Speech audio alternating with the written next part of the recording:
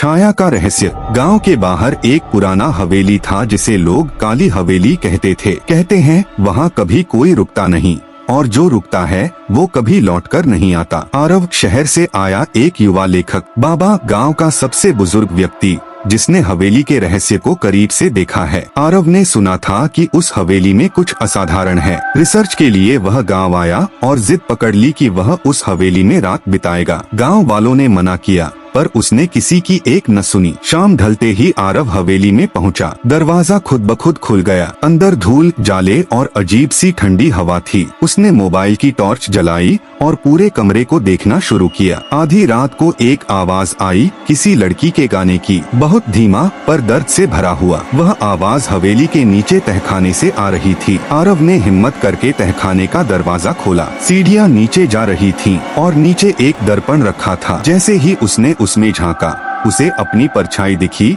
लेकिन वो परछाई मुस्कुरा रही थी जबकि आरव डर से कांप रहा था। अचानक परछाई बोल पड़ी, तू आया है मेरी कहानी लिखने, अब मेरा हिस्सा बन जा। आरव की चीख हवेली की दीवारों में गूंजती रही। अगली सुबह गांव वालों ने हवेली का दरवाजा खुला देखा पर आरव कहीं नहीं था। तब से हर अमावस की रात हवेली से किसी के लिखने की आवाज आती है, जैसे कोई कहानी लिख रहा हो, किसी छाया की कहानी,